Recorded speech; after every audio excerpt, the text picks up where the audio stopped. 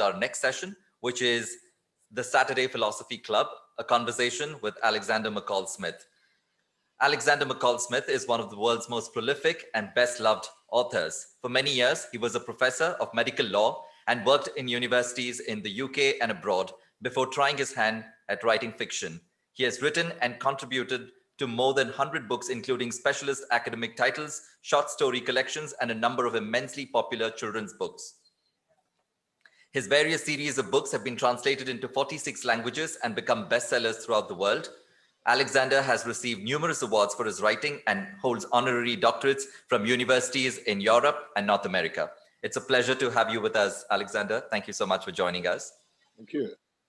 He will be in conversation with Zack Oye, who is a Swedish detective novelist and author of the Majestic Trilogy, which is set in his Indian hometown, Bengaluru. He has published 18 books, including several fiction and non-fiction bestsellers. Thanks for joining us, Zack. And with that, over to you. Okay, thank you. So, Alexander, I wish you had been here in India and could spend this afternoon with us, but obviously, because of COVID and that crooked COVID, you're not able to come here. So tell me, where in the world are you right now? Well, I'm here in Edinburgh, in Scotland, where I live, and I'm sitting in my study in my house in Edinburgh. So it's the morning for us, obviously. I must say I'm so grateful for this invitation to join you today, Zack, and to join the readers in India. I'm very sorry I can't be there in person for very obvious reasons. We're unable to travel at the moment. I can only travel 5 miles outside Edinburgh. It's illegal to go further than that. So I've not been going to literary festivals this year as I normally do, although I've been able to do them in a virtual sense, which has been a great consolation. But it's a very great pleasure to be back in India virtually. I was last in India in February, just before this whole disaster happened. And so it's not all that long since I was there in the flesh, but I hope that I'll be able to be back again soon. I hope so too. And because I know you love India a lot. But if you want to invite us to your home now at this moment, can you just describe briefly your study, your workspace? I know that you don't take whiskey while you're working, but so I've asked for a cup of tea for myself. Yes. Tea. And are you having a cup of tea at your workplace? Can you just Cup of coffee. Cup of coffee. Coffee. Oh, yes. Cheers, Alexander. So, cheers, Zack. And so tell us first a little bit about your room where you are sitting and where you have written all those books. Yes, certainly. Yes. Well, this is my study in Edinburgh, and what I can do is move the camera a bit without getting the computer to fall off the table. I'll do it gently. But there you'll see it's quite a large room, and if we go up, the books go up to the top there. And then if we go that way a bit, you will see the windows, which that's looking west. So that's the morning light coming in around there. So that's the just swing it round a bit this way, going the other direction. You'll see the books go all the way up there as well. So it's a book-lined study. The books used not to be in any particular order. I'd allowed them to get a little bit out of order, but last year I had somebody come in and sort them out for me. So there behind us, we can see some blue volumes. All of that shelf, all the way up to the top, is poetry, and then to the side of it is philosophy. So there is now some order in my study here. So this is where I work. You'll see my desk right there, and that's where I write a lot of the books. But I also, and I don't know whether you do this, Zack, as well. You probably do. I write. I'm prepared to write when I'm not at home. So I write in trains and planes and hotels, So when I was last in India in February, I was writing quite a lot. We went and stayed up in some hills, and I spent my time writing there. So I do find it's actually really quite inspiring to write in different circumstances. I find it quite stimulating. So Alexander, I'm really relieved to hear that you have not personally written all these books that we saw on your walls, but you have written a lot of books. I've only published 18 so far. Well, you're much ahead of me, but I'm a little bit younger than you. you are, Anyway, yes. so about your, shall we talk about your latest books?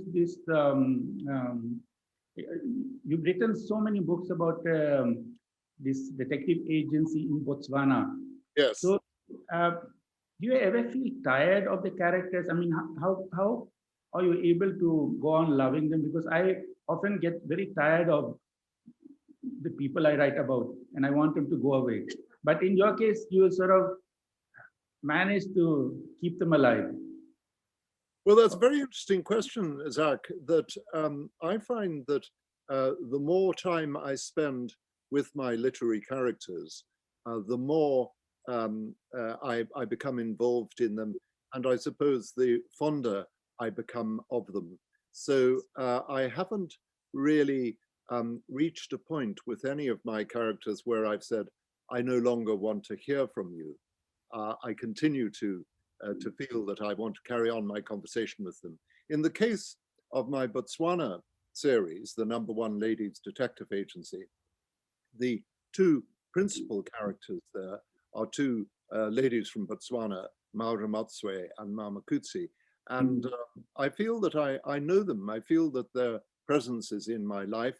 And every year I write a new book in that series. I've just published volume 21 of that. So I'm about to start volume 22. And I look forward to that period each year in which I sit down with these characters and usually have a cup of tea with them and find out what they've been doing.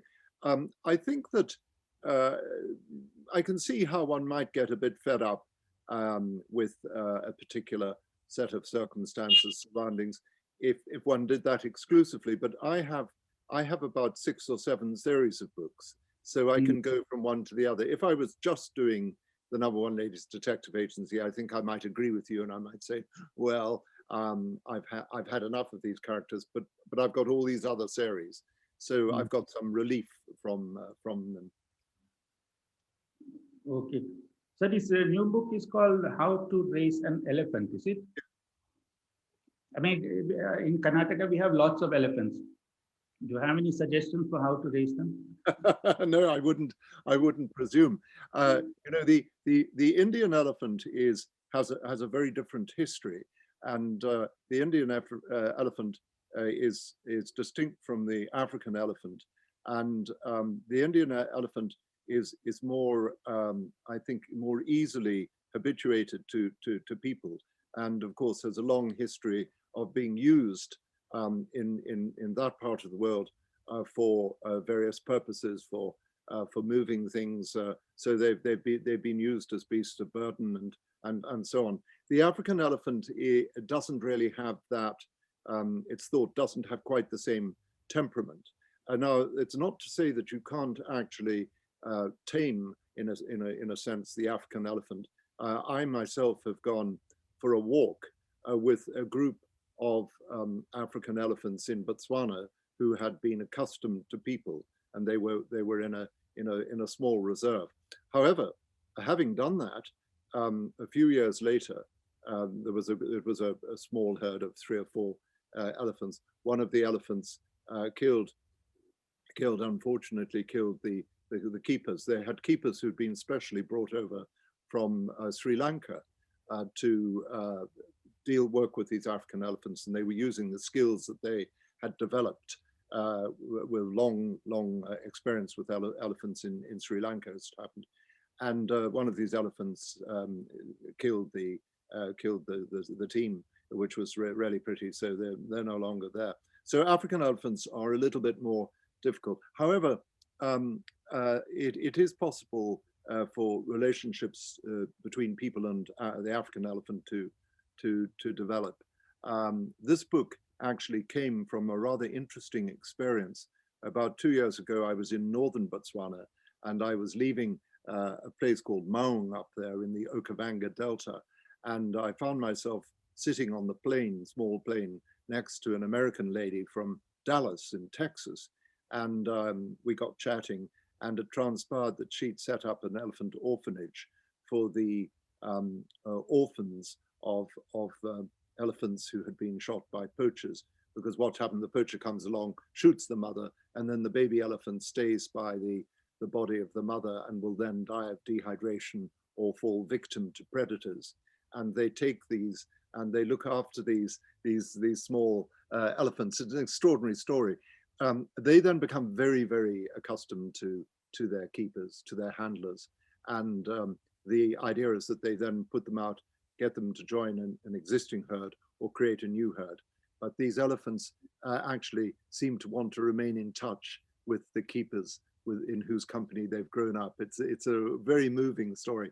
And in this book, How to Raise an Elephant, Mara Matsui becomes involved in somebody who has moved one of these small elephants. That's the story. So there's an elephant story in there, but it doesn't have very much advice on how to raise an elephant, other than the general advice that when you're raising anything, whether it's a human being or a baby animal, a baby elephant, a puppy, a goat or whatever, that love is a very important factor there.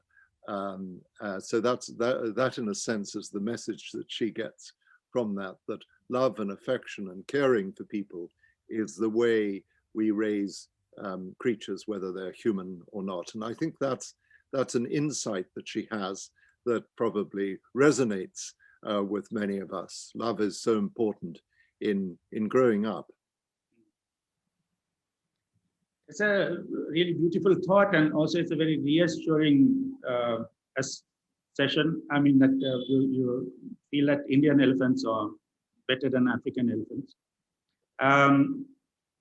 You've also been publishing all these other books at the same time, and since I originally came from Sweden here, I'm a little bit curious about your Ulf Varg novels. You know, like there is that Nordic Noir thing that is a big industry in Sweden, and for some reason you decided to write something like not Nordic Noir but Nordic Fair, like, Yes. and it's a you know, like crime novels about kindness and sensitive matters and all these things. So as personally speaking, as a person with both Indian and Swedish, I would like to get you to explain this. What is this Scandinavian series of novels about? Well, thank you very much, Zach. I thought that topic might arise because you having one foot in two cultures, so to speak, and well, I, like many, had great pleasure in Scandinavian noir, which is a sort of, as you know, a general term for crime fiction set in the Nordic countries. And those have been translated onto the screen remarkably successfully. I'm sure that you saw that remarkable series that probably started the extreme popularity of these series, The Killing, which went through three series, and that got a lot of people interested in crime in that case in a Swedish or Danish setting. They sort of alternate between them. The Norwegians have got involved in the business as well. But then there were many other series, and people were just fascinated, seemed to be fascinated by these Scandinavian crime stories, crime novels, and films and series. And it's interesting to to speculate why there was so much interest in this. It's quite a complex question. I think one of the answers is that Sweden, if we look at Sweden in particular, and one might say the same really about Denmark, where many of these television series have emanated from, Sweden has always represented internationally, has been represented as this ideal society, that it's a very, very well-run society, a society in which things really shouldn't go wrong. That's the reputation. And Sweden, of course, deserves a good reputation internationally. It's a remarkable culture, and it's a very courteous culture. And I think that people were rather attracted to the idea that in the middle of this very, very well-behaved culture, there would be radically dangerous things going on. So it's the Jekyll and Hyde approach, that it's more interesting to see a criminal conduct occurring in a situation of respectability than in a condition of rough and tumble. So, but there was also the fact that there was a Swedish tradition of being very thoughtful about things. If you look at a Bergman film, there are long shots. There's a very pensive, sometimes rather melancholic turn to the whole thing. So I decided to have a bit of fun, because not being Nordic myself, I thought, well, why can't somebody from Scotland write a Scandinavian crime fiction? And so I decided to have a go at it. But of course, I'm not trying to do the real thing. So I created a detective in Malmo, put him in Malmo, and he was in the Department of Sensitive Crimes, because I don't really write about real crime.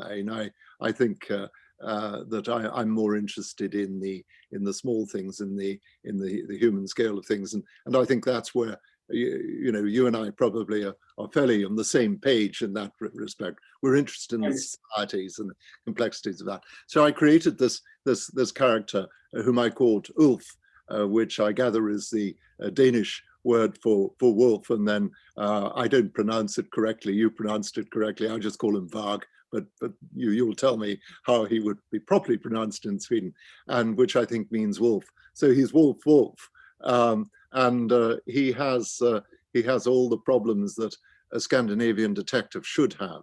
Scandinavian detectives are often depressed. They're having therapy. He has a dog who is hearing impaired and has been taught to lip read just in Swedish, but it's rather fun. And that's the background to that. And I've really enjoyed creating this, because I think people do like these small scale, unthreatening stories of detection and mystery. I think there's that. You don't need to have an awful lot. We never have any homicide in my books. There's never anything serious. The crimes are more examples of misbehavior, slight misbehavior, which is rather like life. Most of the things that go wrong are very small instances of wrongdoing. Yeah, so next time we meet in real life, I'll teach you more about Sweden and how to get everything right. But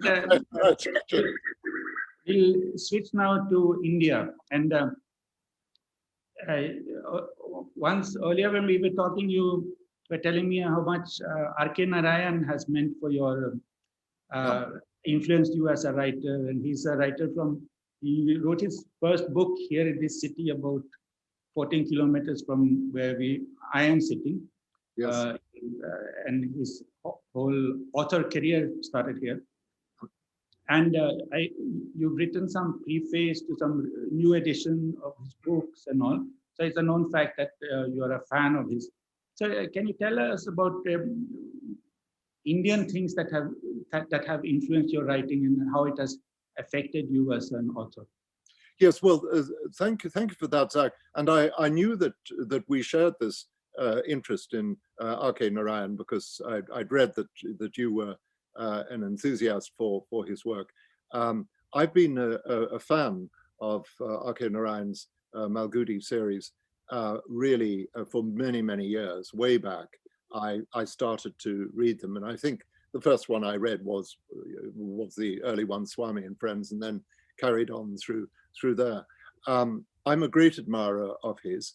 I think that I don't know if there's a scheme whereby Nobel Prizes can be awarded posthumously, but one would say that if that were ever possible, then it would be wonderful for him to get a posthumous Nobel Prize, although he didn't get it in his lifetime.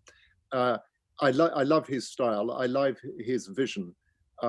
He's talking about ordinary life. He's talking about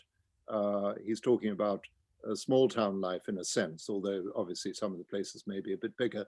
But that's what he's talking about, and he's got there's a wonderful humanity in his books, and so that is something that I very much admire. And I did have the great pleasure of meeting the family some years back when I was in Chennai. I met the Narayan family, and that was a great honor for me. Unfortunately, he's not very widely read in this country, in the UK or the US. I did, as you say, I did a preface for republication in the Everyman series in New York of a number of the novels, and I hope that helped a little bit to remind people of this great writer. I know that he's part of the canon in India, and that school children would read him and so on.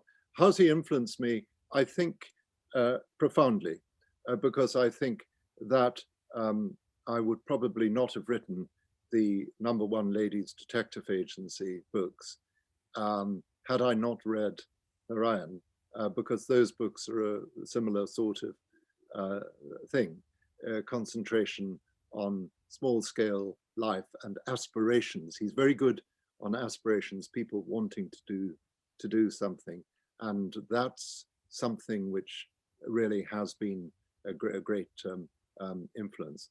But of course, there's so many wonderful literary influences in India. One could spend one's whole lifetime appreciating this gorgeous literature, and I'm just talking about the literature that would be available to me. In other words, Indian writers who are writing in English, just absolutely wonderful literary achievements. And so I think I am influenced in a subconscious way as well by, when I'm in India, I love to talk to people and get stories from them, because I think in India the art of conversation is still alive and cultivated.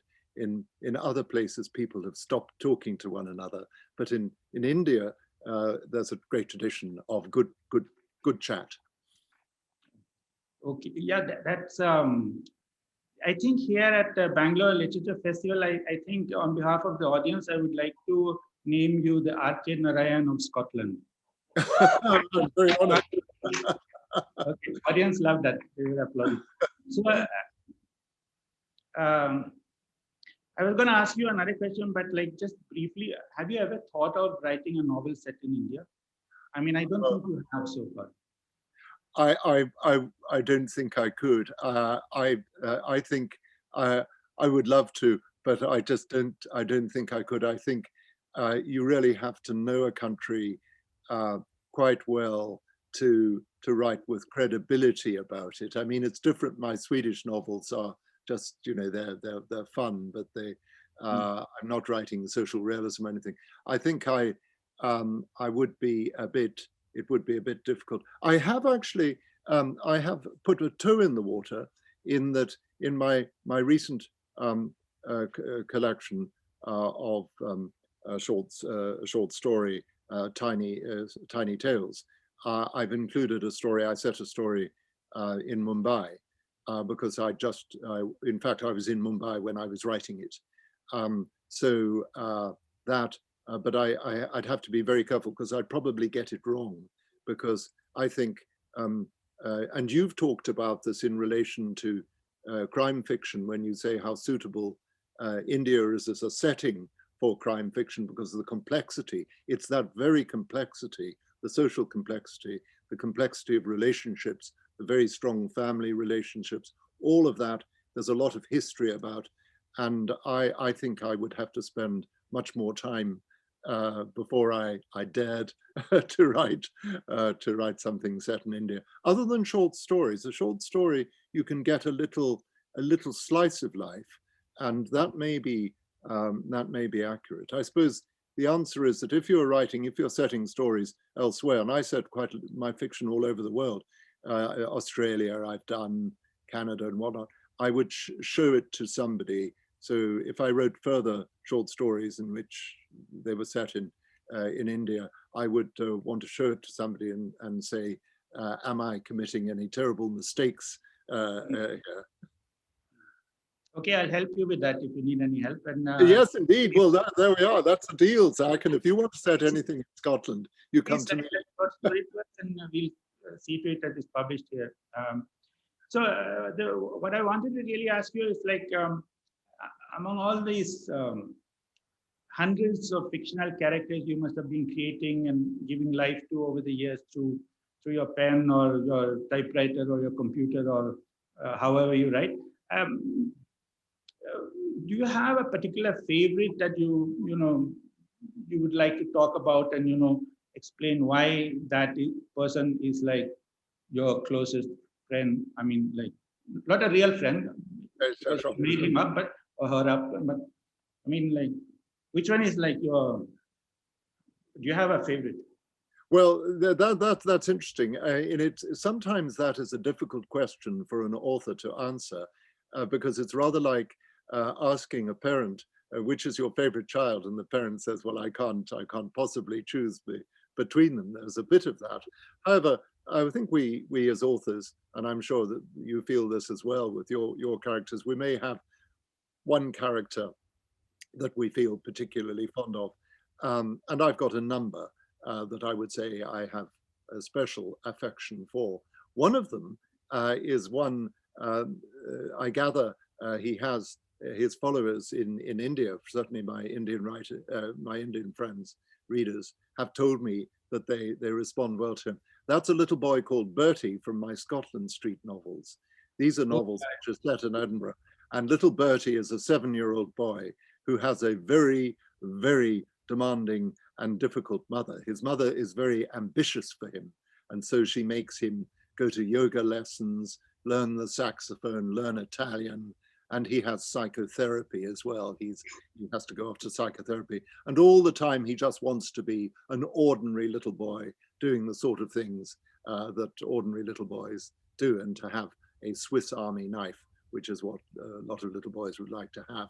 And so he's a favorite character of mine. Interestingly enough, when years ago, on one of my visits to the Jaipur Literary Festival, I went to, I think it was the first time I went to Jaipur many years ago. I went for dinner, and there was this dinner which was a part of the festival arrangements. And I took my seat at a table which was occupied almost exclusively by a group of ladies. There they all were, all these ladies from presumably various parts of India. And they looked at me, and as it happens, they recognized who I was, and they'd read.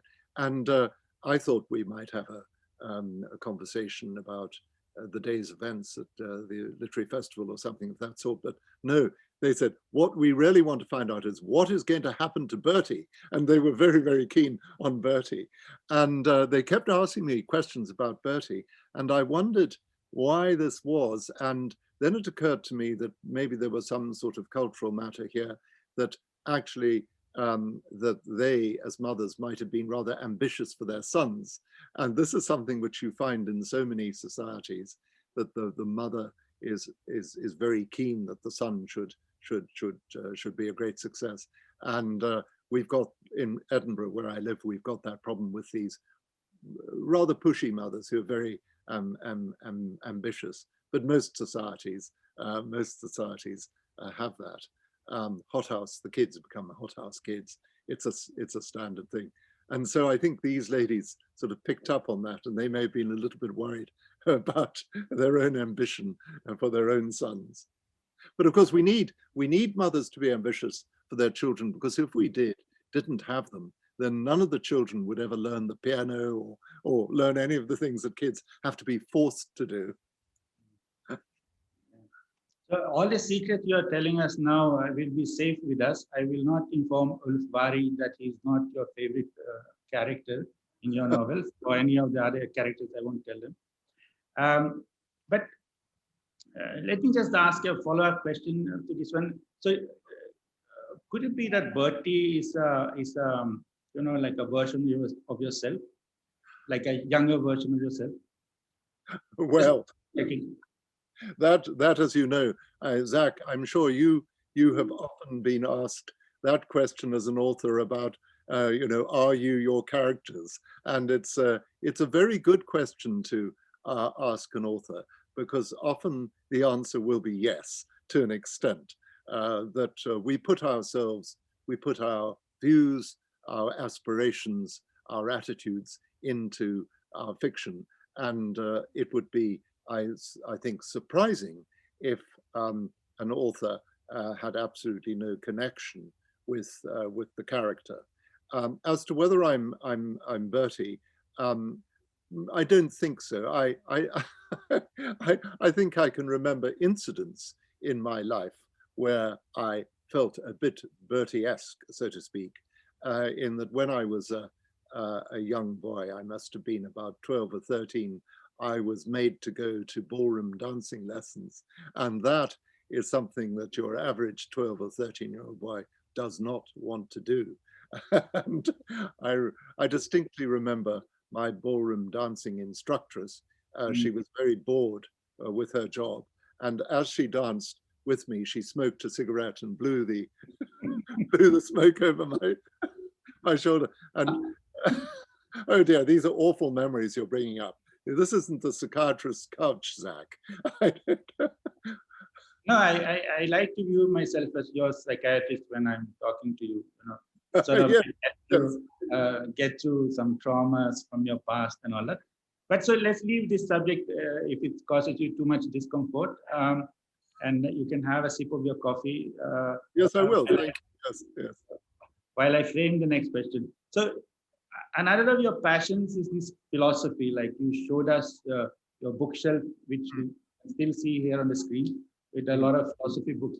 And one of your series of books is this Sunday Philosophy Club series.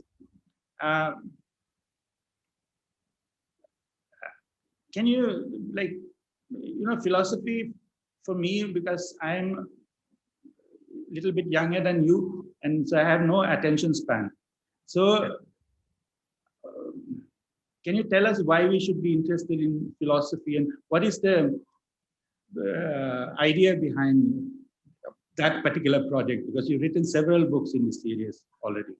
Yes, that series, it's also known as my Isabel Dalhousie series. It is set in Edinburgh, also known as Sunday Philosophy Club series. I decided to write about a woman who lived here in Edinburgh, who was a moral philosopher. And the reason why I wanted to do that would be that would give her grounds to think about her daily life and about her interactions and relationships with other people. I'm interested, as I mentioned, in philosophy. I find that there are so many extraordinarily interesting and rich avenues in contemporary philosophy that we can explore. Most of us are interested in fact, all of us probably are interested in these fundamental questions of life. Why are we here? What are we doing? Should we do this? Should we do that? So on. We look at the big questions such as what is the good life and how can we lead a good life. So people are looking for answers to that. And even if they don't read philosophy in a formal sense, they may never open a book or article concerned with philosophical issue. They're doing philosophy in their day-to-day lives, and that they're confronted with moral issues, for example, all the time.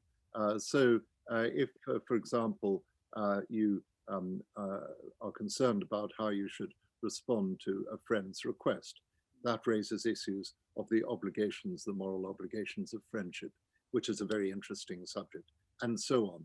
Do you give, what are the limits of the charity that you must give to people in the street? If you see people in the street who are homeless or whatever, what is your obligation to them? All of these issues come at us from all directions all the time. And I think people are really seriously interested in that.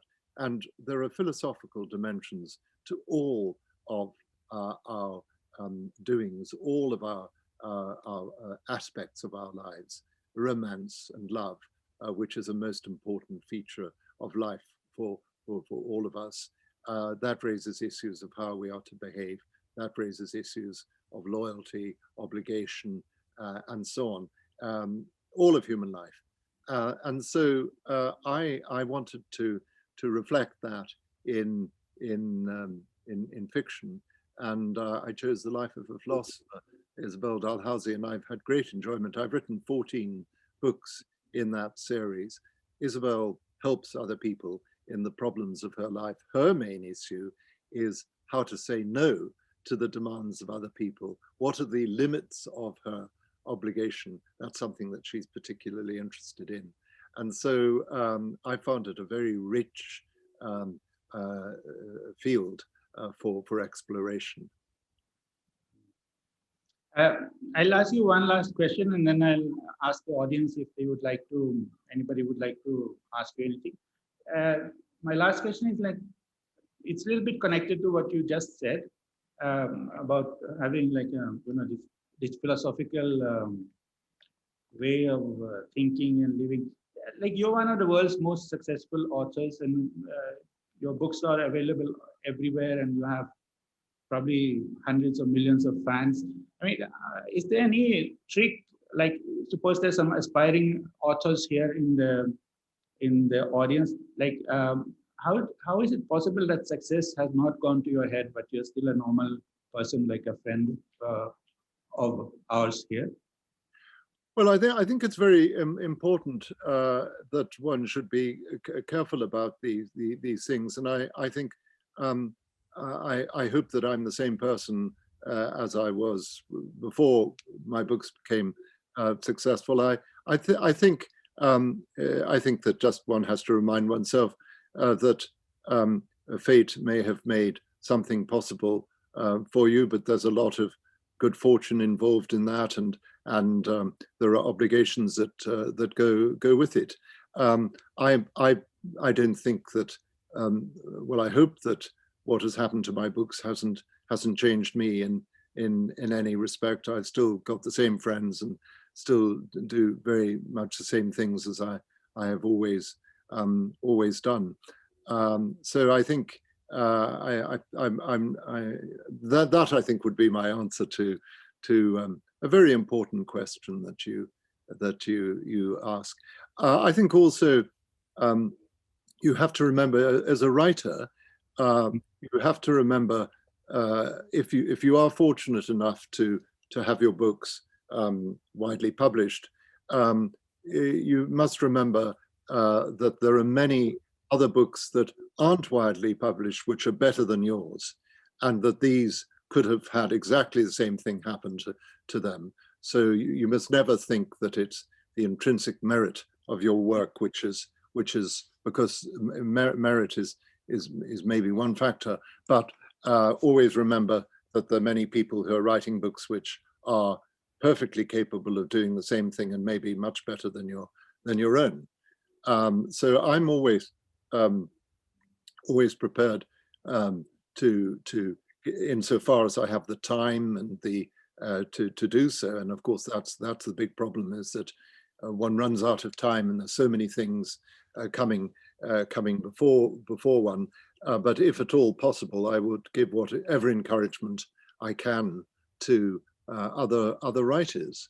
And I'm often asked, I mean, every day I receive letters or messages from people who are perhaps keen to write a book, who have written a book. And I think my message is always the same, which is persist. You know, I can't, as a writer whose books have become established, I can't go and do the work for you, and I can't wave a wand to make things happen. So I just say persist, persist and write from the heart. That's the important thing.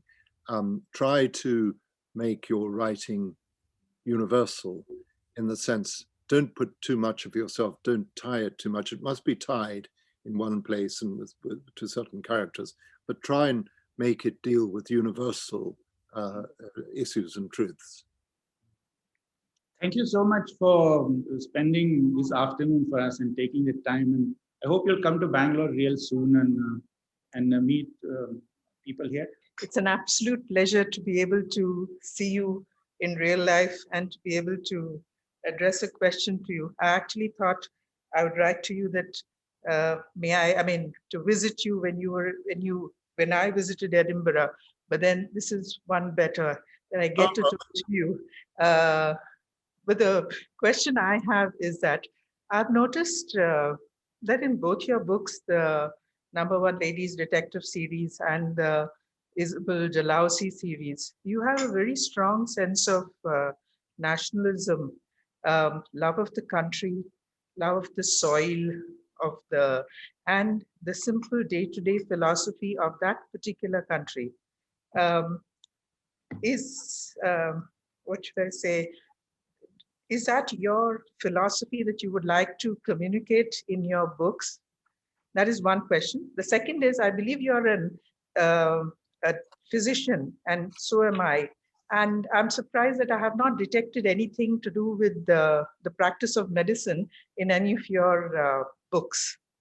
Yes, well, thank you very much indeed. And I'm sorry that we didn't meet when you were in Edinburgh. And please, if you are coming to Edinburgh in the future, please do get in touch and we can have a cup of tea and talk about matters in greater detail.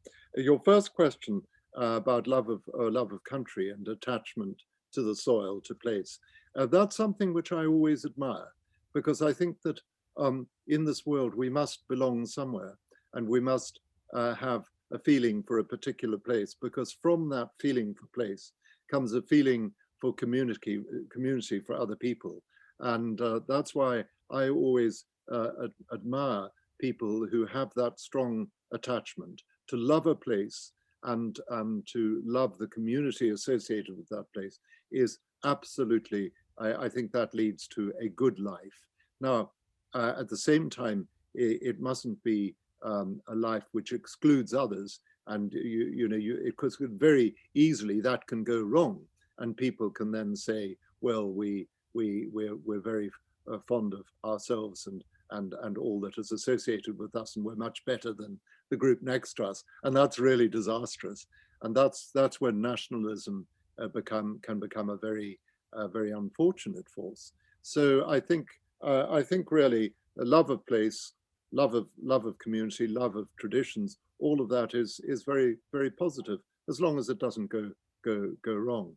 And I convey that in my Botswana books. Mara Motsi is proud of her country, proud of Botswana, as well she might be. And in my Scottish books, the people they're proud of Scotland. Now that doesn't mean to say that they're not open to others. They are. It's an outward-looking pride. Your second question. Now I understand why you think I'm a physician, because I was professor of medical law at the University of Edinburgh, but I was from the legal side, so my background was as a lawyer. However, I'm married to a physician, and both my daughters are physicians, and so I'm surrounded by doctors. But so occasionally a little bit of that might creep into the books. But put it this way: being surrounded by doctors, I know how members of your profession tend to think about the world. For that matter, you don't have anything very loyally either in your books. Well, thank you. I'll treat that as a compliment. Thank you. Yes, and just to show my appreciation, I Yeah. think the way you've set the atmosphere in both the Isabel Dalhousie and the #1 Ladies Detective series,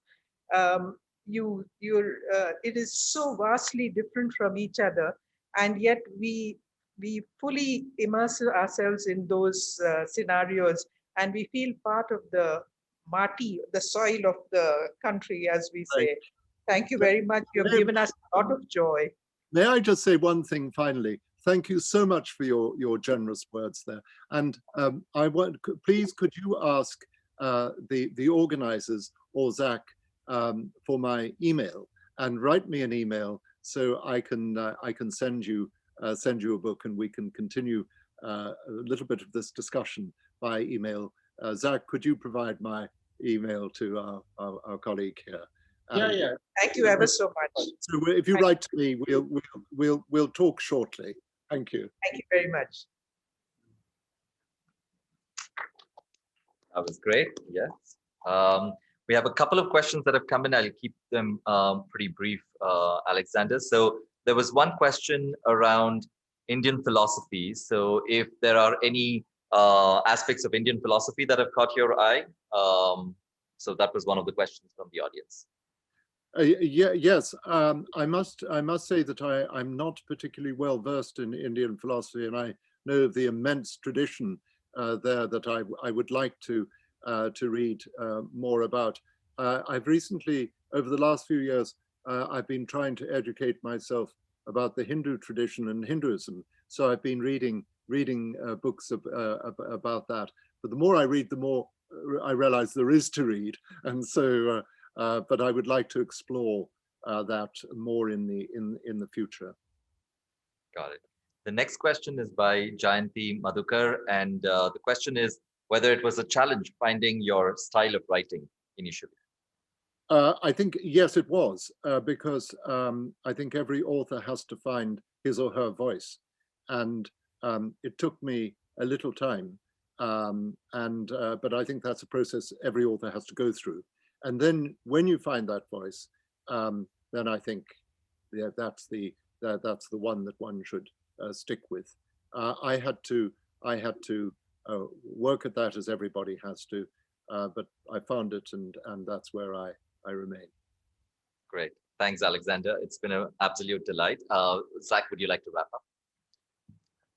Okay, Alexander. So thank you so much for spending time with us, and remember, it's an open offer. Come to Bangalore anytime and we'll show you around town, and maybe you'll get ideas for that short story that we are now expecting you to write.